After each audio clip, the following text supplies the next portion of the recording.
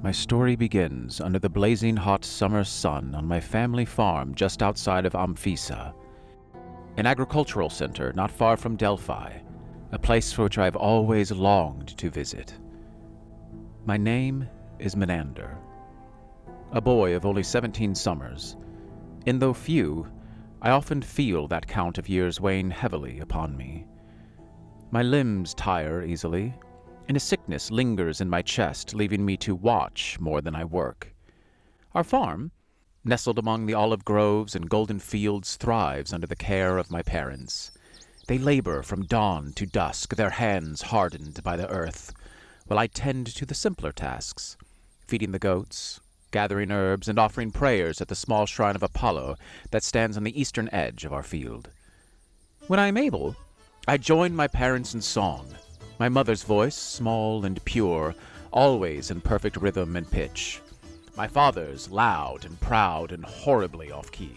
As for my voice, when strong, it carries across the fields, clear and steady like a bell, echoing through the air like a sermon.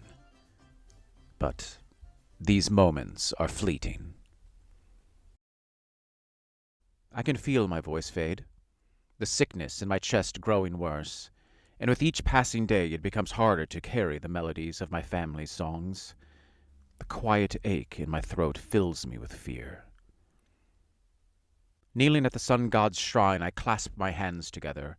My voice barely more than a whisper, I beg the great Apollo, healer to the sick, to grant me the strength to sing once more, to stand strong and tall and unburdened by this illness, for my body to be healed, and my throat to be filled again with melody.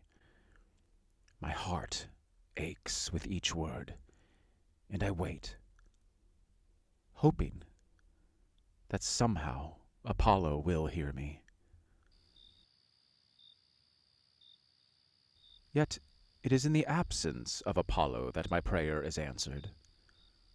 On one sleepless summer night, I decide to walk the property with Evadne, the smallest and most amiable of our goats, as my wandering companion.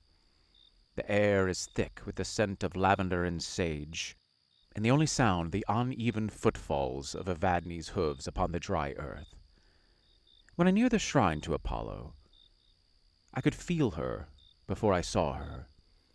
At first I thought it was nothing but a trick of the dim light, the wind stirring the olive branches, but then she stepped forward.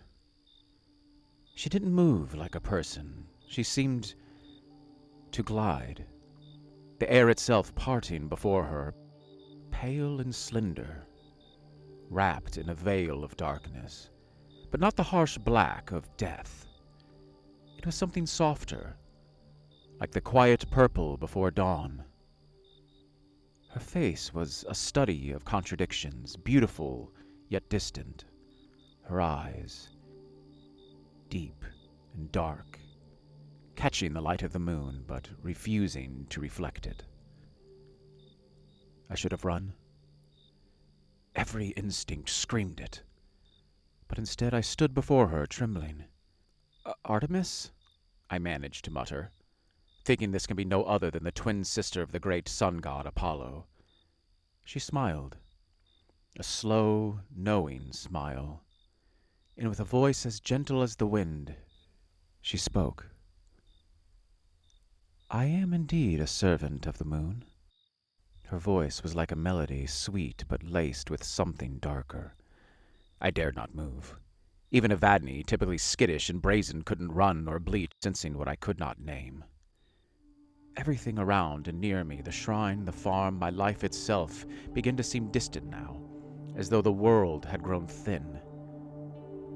With each step that she took closer, her face, both beautiful and terrible, nearly touching mine, her lips parted, but she spoke no words.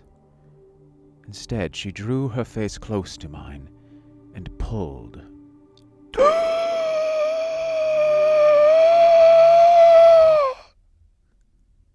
In a long, slow, deliberate breath.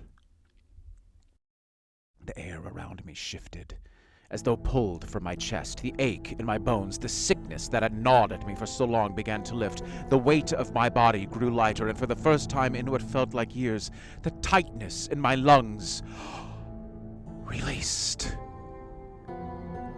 I could breathe. Truly. Deeply. Breathe.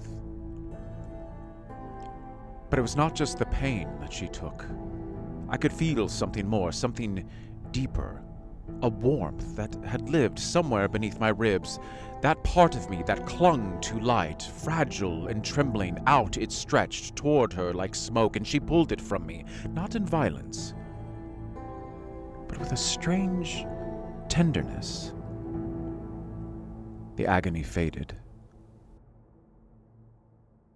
The sickness dispersed.